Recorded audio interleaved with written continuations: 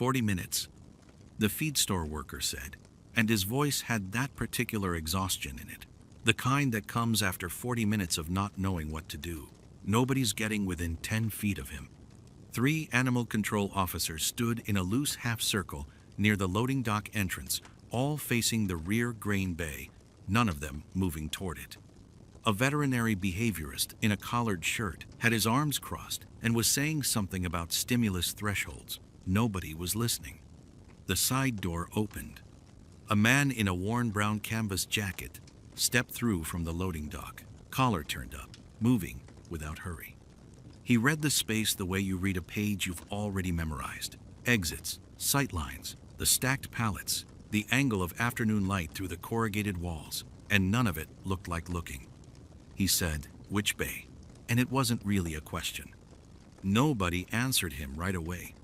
They were all watching the grain bay door, where the growl was coming from, low and continuous, the kind that doesn't rise or fall, just stays, like a motor that won't quit. Rex didn't wait for an answer. He read the room and found it himself.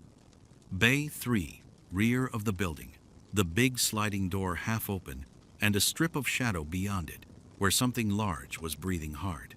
He moved toward it. One of the animal control officers, younger guy, vest clean as new, put a hand out. "Sir, that dog has charged 3 times. We've got a protocol." Rex didn't stop walking. "How long's he been back there?" 40-some minutes. "Sir, I really need you to..." "Is he eating?" A pause. "No." "Drinking?" "No." Rex nodded once, as if that confirmed something he'd already worked out. He kept moving. The young officer dropped his hand. There's a certain kind of man who takes up less space than his body should. Not small, not timid, just compressed, like someone spent years teaching him to move through doorways without announcing himself. Rex was that. The loading floor was 40 feet wide, and he crossed it in a dozen steps, and nobody could have told you exactly when he'd passed them. He stopped just short of the bay door, not at its short of it, a foot back, where the angle let him see inside without presenting himself as a target in the frame. He looked for maybe 4 seconds.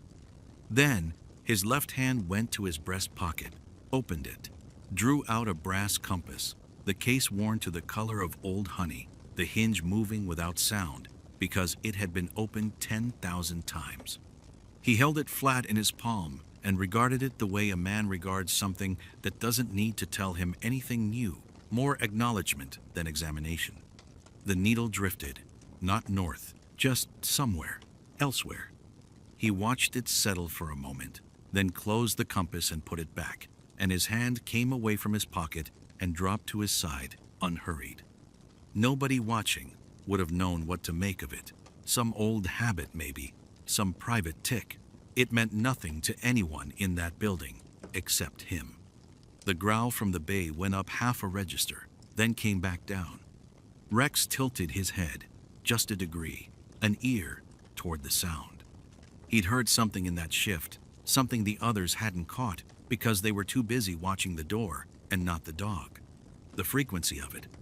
The way it hadn't peaked into a bark, hadn't crested toward a charge, just held, sustained, defensive, not aggressive. The dog wasn't hunting.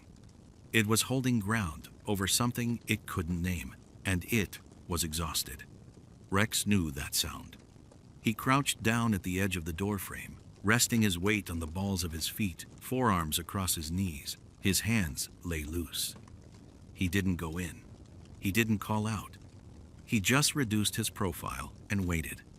And the waiting had the quality of something practiced rather than patient. The difference between a man who learned quiet in a peaceful life and a man who learned it in places where moving at the wrong moment cost you everything. From inside the bay came the scrape of nails on concrete, the dog circling, then stopping. The growl dropped another register and held there. Rex didn't move. He was looking at a point on the floor, 3 feet inside the door, not at the dog, not away from it, just off to the side, where a glance doesn't land as a challenge. Behind him, the young officer had stopped talking. All of them had. They were watching the man in the feed store jacket, like they were watching someone do something they'd never seen before and couldn't name, and weren't sure yet whether it was going to work, or whether the next sound they heard would be something terrible. Rex crouched at the bay entrance, the way you'd crouch to check a tire pressure. No drama, no announcement, just the body finding the angle it needed and settling there. His right knee touched the concrete. His left elbow rested across his left thigh. His hands hung loose and open below his knees, and that was the part you couldn't stop watching once you noticed it, because they weren't braced for anything. They were just there, available. The dog was 12 feet back in the grain bay, wedged into the angle where 2 rows of feed pallets met the corrugated wall. A shepherd cross big through the chest, maybe 90 pounds. The kind of animal that looked like it was assembled from components that didn't quite match. Its ears were flat. Its weight had shifted back onto its haunches, which meant the forward charge everyone was dreading had been reconsidered for the moment. Nobody else in that building could have told you that. Rex could tell you that with his eyes on the middle distance, not even appearing to look at the dog directly. He exhaled through his nose, long, controlled, the kind of breath that costs something to maintain. The officers waited. One of them shifted his boots on the concrete, and the sound was enormous in that space, and Rex's head tilted perhaps 2 degrees toward the noise. Not a look, just an acknowledgement, and the officer went completely motionless, without understanding why. The dog's weight shifted again, 1 degree. The haunches unlocked just enough. Rex noticed. He didn't move. This was the part nobody in that feed store could have known about. Thursday mornings, not every Thursday, but almost, Rex drove 40 minutes each way on county roads to a shelter that smelled of disinfectant and wet concrete, and the particular loneliness of animals that didn't know what they'd done wrong. He didn't check in at the front desk. The staff knew him by now. A feed store jacket and a piece of dried beef in his jacket pocket, cut thick the way the dog liked. And 20 minutes, sitting on the floor outside the kennel, run with his back against the chain link and his knees up, not talking much, just there. He had been doing it for 9 years. He had never explained it to anyone, and no one had asked in a way that expected an actual answer. The shelter staff assumed he was a volunteer. He had never corrected them. The compass was in his left breast pocket. He hadn't opened it again since entering the bay. He didn't need to. The weight of it was enough. That particular pull of brass against linen, the faint rattle of a needle that no longer found north, the way the hinge had worn smooth on one side from being opened and closed by hands that were no longer his. Vickers used to say that a dog never forgot a silence. Not the way people remember words, not consciously, but somewhere in the body, the way the body remembers cold water or the smell of a river at night. You could spend a year gone from an animal and come back, and if you sat down right and breathed right and kept your hands quiet, some part of that dog was tuned to your frequency across whatever distance had grown between you. Rex had tested that theory every Thursday for 9 years. He let another breath out, unhurried. He wasn't trying to calm the dog. He was just being the kind of quiet that a certain kind of dog recognized from a long distance, the same way a current recognizes the shape of a riverbed and settles into it without being asked. The dog's ears moved, not forward, not yet, but the absolute flat of them had changed. Something at the base had lifted by a fraction. Rex noticed that too. Behind him, nobody spoke. Everybody not certified for animal intervention. I need you against the far wall. The voice came from the loading dock entrance, sharp, carrying, the kind of voice that expected compliance before it finished its sentence. Rex didn't move. He didn't turn his head.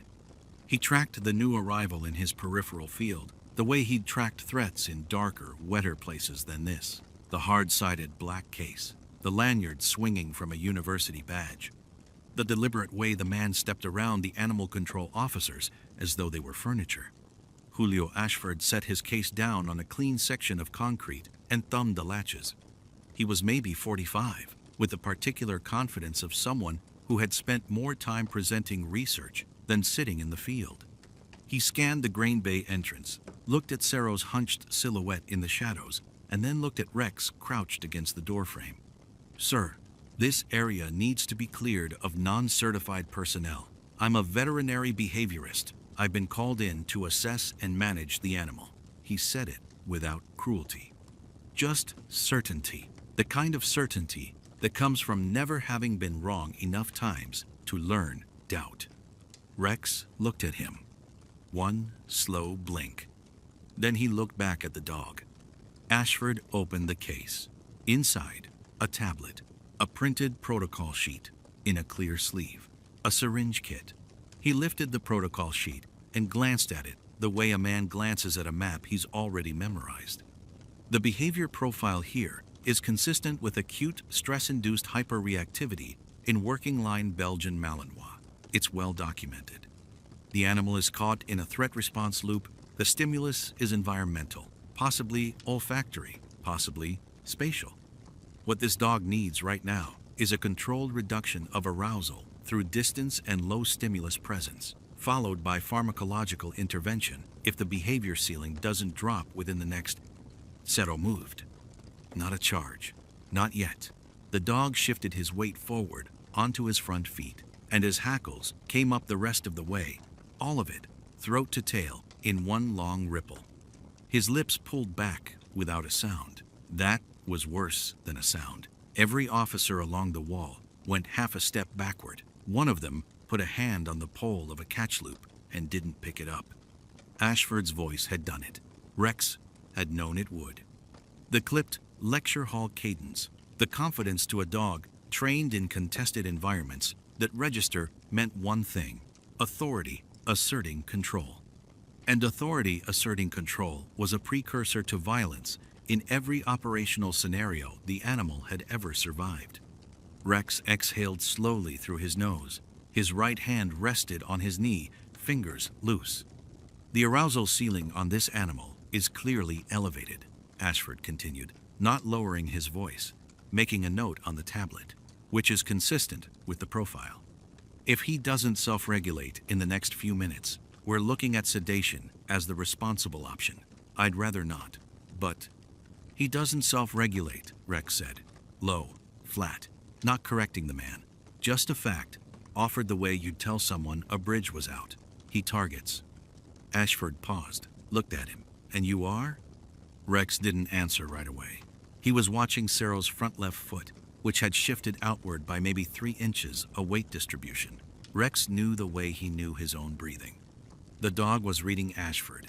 The dog did not like what he was reading. "Someone who's been in that bay before," Rex said finally. Ashford's expression arranged itself into patient disagreement. He turned back to the tablet and kept writing. "Theory against instinct. In a building that smelled like river mud and old grain and something the dog remembered from a long time ago." Sero's eyes hadn't moved from Ashford once. "All right," Ashford said, to no one in particular. "We're going to try controlled approach. Everyone, maintain your positions." He set the tablet face down on a feed pallet, rolled his shoulders once, and adjusted his grip on the case handle. Textbook neutral, posture weight back, shoulders dropped, no direct eye contact. Rex recognized the protocol. He'd seen it work on dogs that had been frightened. He'd never seen it work on a dog that had been trained. Ashford moved forward in small increments, measured, deliberate. His shoes made soft sounds on the concrete, which was the right instinct. His breathing was controlled, which was also right. But he angled his chin slightly downward when he spoke, projecting what he probably thought of as calm authority. "Easy," he said quietly. "Easy now." Sero's weight shifted to his front paws. Rex watched the dog's hindquarters drop a half inch, saw the tail stop moving entirely. That was not a dog considering surrender. That was a dog choosing a launch angle. Ashford took one more step.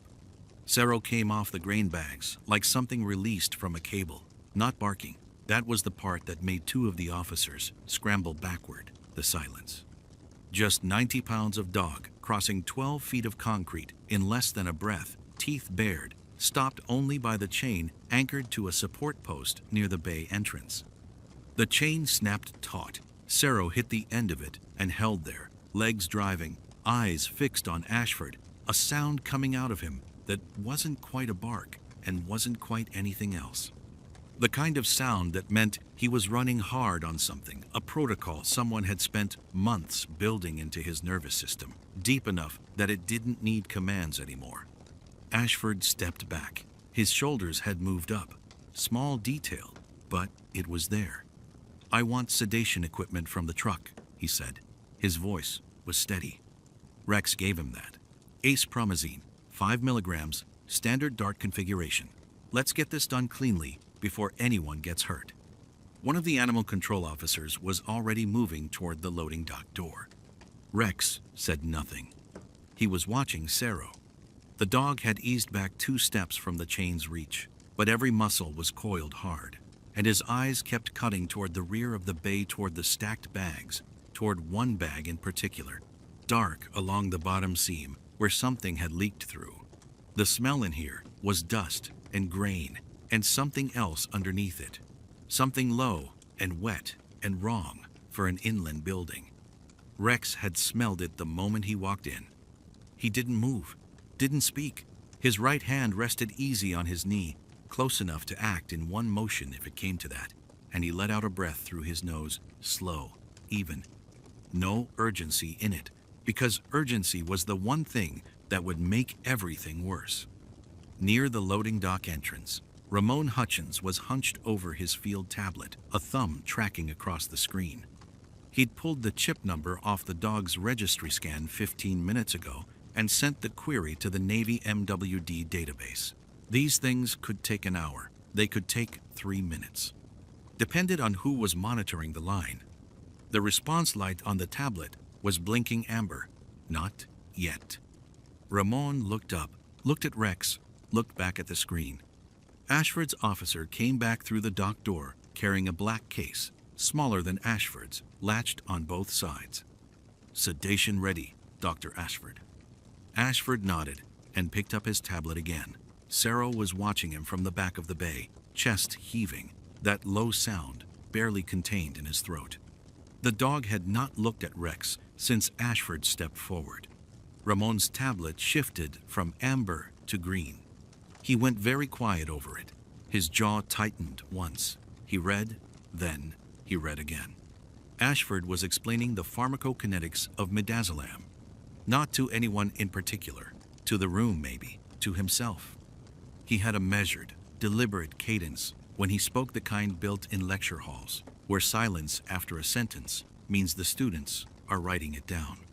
He said the sedation protocol was standard, that the dosage window for a dog of this size was well documented, that the primary risk was respiratory depression if the animal was already in elevated cortisol state, which it clearly.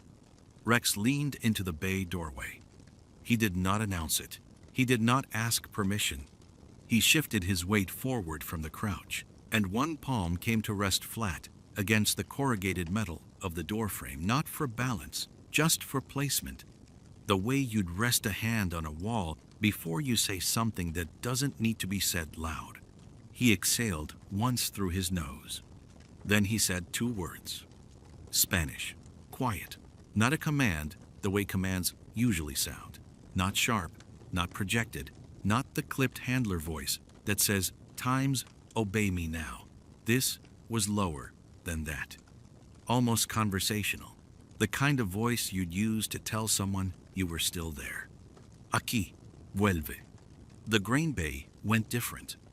Sero's forward motion, he'd been gathering himself again, weight shifting onto the front legs, a slow coiling that the officers against the far wall had already started backing away from. Stopped. Not gradually. Stopped. His ears rotated in a single precise movement, both at once, antenna precise, locking onto Rex like the sound had a physical location he needed to find. The growl went out like a snuffed match. Nobody said anything. Sero's head dropped 2 inches. His chest was still heaving, but something in his posture had changed below the tension, the set of his hips, the angle of his shoulders. He took one step toward the doorway, stopped again, waiting on something he remembered. Ashford had stopped mid-syllable. His mouth was still slightly open. He was watching the dog the way a man watches something that doesn't fit inside a system he trusts completely. His hand, the one that had been gesturing out the sedation progression, had dropped to his side. "That's a stimulus response," he started. And that was when Ramon's tablet made a sound. Not loud. A soft two-tone chime that the device makes when a priority registry response comes through. Ramon had been standing 6 feet back with it angled toward his chest, jaw still set from whatever he'd read on that first green-lit screen. He looked down at the new data packet. His thumb moved. He opened it. He read 3 lines. His mouth tightened. Cero. Ramon said it to no one, like the word meant something he was only now understanding. He looked up from the tablet and found Rex still braced in the doorway, one hand on the frame, watching the dog's wait and breathing with the focused patience of someone who has done exactly this before, in darker places, with worse odds and no backup. That's his designation, NMWD-CERO. Rex didn't look at Ramon. "His chip number match your registry?" Rex said. It wasn't really a question. Ramon turned the tablet over in his hands. He scrolled. His eyes moved, and his expression did the thing expressions do when the number of facts in front of you finally exceeds what you were prepared to find. "Sir," Ramon said. His voice had come down a register. "This record is..." He stopped, started again. "This is a full operational file." The tablet screen lit the side of his face in the dimming afternoon. Julio Ashford looked at Ramon, then at Rex, then at the dog, who had taken another step toward the doorway, ears still locked, chest finally slowing. He did not finish his sentence about stimulus and response. Ramon held the tablet with both hands like he wasn't sure what he was holding. He'd asked for a registry query as a procedural step, something to log, something to attach to the incident report. The kind of form following that fills the back half of every afternoon when dogs go sideways and nobody knows what to do next. He hadn't expected the response to come back like this. He read it once to himself first, just his eyes moving. Then he looked up at Rex, who was still crouched in the bay doorway with his weight settled and his hands loose, watching Cero take slow, measured steps toward him across the grain-dusted concrete. "Sir," Ramon said. He said it carefully, like the word meant something different now than it had 60 seconds ago. Rex didn't turn around. "Read it out," Rex said. Quiet. Not a request, not an order, just the most efficient way to move through the next 60 seconds. Ramon cleared his throat. "Military Working Dog Registry, Service Record." He read the chip number first, then the breed classification, then the unit. Naval Special Warfare Support Activity. 2 combat deployments, Iraq Theater, Euphrates Corridor, 2013 through 2015. He paused, not for effect, because the next line stopped him. 11 personnel recovered from contested water environments. A. Unit Commendation. Maritime Special Purpose Force. A. Another pause. Primary Handler. All operational periods. He looked up again. Back down. Master Chief Petty Officer Rex Reyes, United States Navy. EOD and Dive Rescue. Seal attached. The corrugated walls held the silence for a moment, the way metal holds cold. One of the animal control officers, the younger one who'd been standing near the pallet stack with his catchpole angled at nothing useful, let it drop to his side. Julio Ashford had been speaking when Ramon started reading, something about sedation thresholds and the chemical half-life of dexmedetomidine. The words had simply stopped. Not tapered off, stopped, mid-clause, like a recording cut. He was still holding his marker. The cap was off. He hadn't moved to write anything. Inside the bay, Cero had closed the distance to 4 feet from Rex, not charging, not retreating, moving the way animals move when the ground under them has finally stopped shifting. His tail was low but not tucked. His breathing had found a rhythm. Rex extended one hand, palm turned slightly up, not reaching, just offering the air in front of his fingers. The dog dropped his nose to it. Nobody said anything about that either. Ramon scrolled further. His jaw tightened. There's an operational citation attached. Separate document. He read the header, then the body in pieces. A swimmer down in a contested crossing. Hostile bank. Low visibility. A dive team that went in anyway. Cerro working lead, tracking displacement current, finding a survivor in 6 feet of brown water while the far bank was still producing fire. Rex's right hand moved to the back of Cerro's neck. The dog leaned into it. No drama. The way old trust works, it doesn't announce itself. He was good at it, Rex said, to nobody in particular. To the room, maybe, or to the concrete floor? He's still good at it. That's what nobody understood when they processed him out. Julio Ashford looked at the marker in his hand. Then he set it down on top of his hard-sided case. The cap was still off, and he didn't seem to notice. He had a clinical framework for nearly everything a dog could do under stress. Stimulus, response, conditioning. The entire architecture of observable behavior, organized into categories he could teach to graduate students and defend in peer review. He was looking at Rex's hand on that dog's neck, and he had no category for what he was seeing. He didn't try to make one, not yet. Rex didn't look up. His hand moved in small circles on the back of Cerro's neck, just below the collar line, the way you'd settle a line before a dive, slow, deliberate, no wasted motion. The dog's breathing had dropped from a pant to something measured, not calm, not yet, but listening. Rex's eyes tracked the bay. He went through it the way he'd been doing it his whole career, not looking for threats exactly, more like accounting for everything that didn't belong. Pallets of oat pellets. A split bag of mineral supplement leaking into the drain. 2 bailing hooks on a peg. And there, third rack from the left, near the floor, a feed sack that had been delivered wet, not just damp. Wet from the bottom up, the burlap dark in a waterline pattern, sitting in a slow puddle it had been weeping all afternoon. He could smell it from 6 feet away. Old river mud, the particular kind, organic, anaerobic, the smell of deep, slow water and disturbed sediment. If you'd worked contested river crossings in the dark long enough, that smell lived in some part of your brain that never clocked out. Cerro had been living in a concrete kennel for 9 years. But before that, he'd spent 2 deployments moving through waterways at night with a handler who smelled exactly like that. Rex turned his head toward the room. He didn't raise his voice. There's a wet sack on the 3rd rack, river mud in the fabric, probably off a flood-damaged pallet. Somebody needs to pull it out of here. Nobody moved right away. Julio Ashford's mouth opened. Rex didn't wait. That's what put him in protocol, not the people. Not the noise. That smell is from his operational environment. It's a sensory memory trigger. He's not reacting to this room. He's reacting to a river in Iraq in 2009. Every handler who walked in here carrying the wrong energy confirmed the threat. The sack needs to go. Ashford spoke carefully.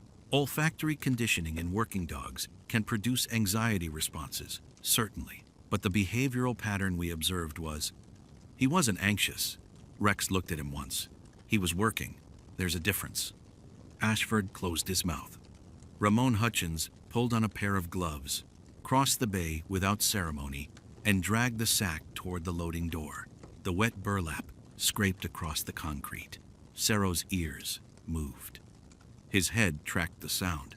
The hackles along his spine, still raised, still carrying 9 years of stored alertness, began, slowly, to lay flat. Rex waited until the sack was through the door and the door was shut. Then he put his mouth close to the dog's ear and spoke the full command sequence. 4 words in Spanish, low and even. The cadence the same as it had been every time, in every river, in every dark. The words themselves didn't matter. It was the rhythm. It was the register. It was the particular weight a voice carries when a dog has heard it count him safe 100 times in places where safe was never guaranteed. Cero exhaled. His whole body dropped a fraction of an inch, not down, just settled. He turned his head and put his nose against the side of Rex's jaw. The room was very quiet. One of the animal control officers, young, the one who'd been standing furthest back, let out a long breath, like he'd been holding it since he walked in. Ramon looked at his tablet, then at Rex, then back at the dog. Ashford didn't look anywhere in particular. He was watching Cero's posture with the expression of a man whose framework has just encountered something it didn't have a column for, and who is honest enough to know it. He didn't reach for a clinical term, not this time. Ramon was still looking at his tablet. The registry window was open. Cero's operational file lit across the screen, and he hadn't closed it. He looked up when Rex moved toward the counter, not quickly, the way Rex moved nothing quickly, and set something down on the scratched laminate surface. The brass compass, lid open, needle drifting the way it always drifted, settling nowhere, pointing at whatever it decided to point at. Ramon looked at it, then at Rex. His adoption file, Rex said. Is it still open? Not a question, exactly. The way he said it, it was already a statement with room for one answer. Ramon's jaw worked. He scrolled something on the tablet, and the scrolling slowed. It was flagged this afternoon, after the incident, unquote. There's a euthanasia review notation. He paused. They'd need a qualified handler. Rex nodded once. Behind them, Cero was sitting against Rex's left leg, breathing slow, the way a dog breathes when the world has reorganized itself back into something it recognizes. 9 handlers in the county couldn't do that. 1 veterinary behaviorist with a university lanyard couldn't do that. Rex had done it in under 4 minutes with 2 words and the removal of a wet feed sack. He picked the compass up, turned it once in his fingers, and set it back down. That belonged to Warren Vickers, he said. He said it the way you say something you've never said out loud before, testing the shape of it in the air. He was Cero's first trainer. Navy diver. He was the one who worked the dog before I ever touched a leash. Ramon didn't say anything. Neither did Ashford, who had drifted 2 steps closer without appearing to decide to. We had a river crossing, contested water. One of ours went under in a current break. You don't get a second look in that kind of water. You either pull them out in the first 30 seconds or you're recovering a body. Rex's voice didn't change. Register. Warren went in after him. He got the swimmer. He didn't come back up. The grain dust moved in the late light. Cero exhaled against Rex's leg. That morning, before we pushed out, Warren handed me the compass. Said Cero knew my voice, and that was enough, and that I should keep it until he asked for it back. Rex closed the lid. The small metal click was the only sound in the bay. He never asked for it back. Ashford's pen was in his hand. He hadn't opened his notebook. He didn't open it now. I retired 9 years ago, Rex said. Filed the paperwork, cleared my gear, drove home. Hi. Cero went into the program transition and eventually ended up at county. He looked at the compass in his palm. He didn't stop working when I did. I just stopped being there. A breath. Unhurried. That's the part I'm still trying to fix. Ramon looked at the euthanasia notation on his tablet for a long moment. Then he closed the window. I'll need your handler certification on file, he said, and a home inspection, standard intake. I know the process. Ramon nodded and started typing something. Cero turned his head and looked up at Rex. And Rex put one hand on the dog's neck flat, solid, the way you hold something you've been waiting a long time to hold again. Ashford cleared his throat, not to speak, just to do something with the air in his lungs. Then, quietly, with no clinical scaffolding under it at all, he said, "How did you know he'd respond after all this time?" Rex looked at him. "Because he was trained right," he said, "and because Warren trusted me with him." He didn't elaborate. He didn't need to. The officers filed out first. Boots on concrete, the scrape of the hard-sided case, someone's radio, cutting to static, then to nothing. Ramon was the last one moving, pulling the bay doors most of the way shut behind him, leaving a narrow column of late light cutting across the floor. He paused there, with his tablet under his arm, and looked at Rex for a moment, not with the formal acknowledgement he'd offered when he read the citation, something quieter than that. The look of a man who had just understood something he wished he'd understood sooner. He didn't say anything. Rex didn't either. Ramon pulled the door to within a few inches of closed, and his footsteps crossed the loading floor and then were gone. The dust settled. The light held. Rex sat with his back against the grain bay wall, one knee up, the brass compass in his open palm, the way it always ended up when he wasn't thinking about anything else. The needle drifted its slow, useless arc. Then small, soft, final, the thin metallic note of Cero's collar tags, settling. The dog put his weight against Rex's leg and did not move. Rex closed the compass.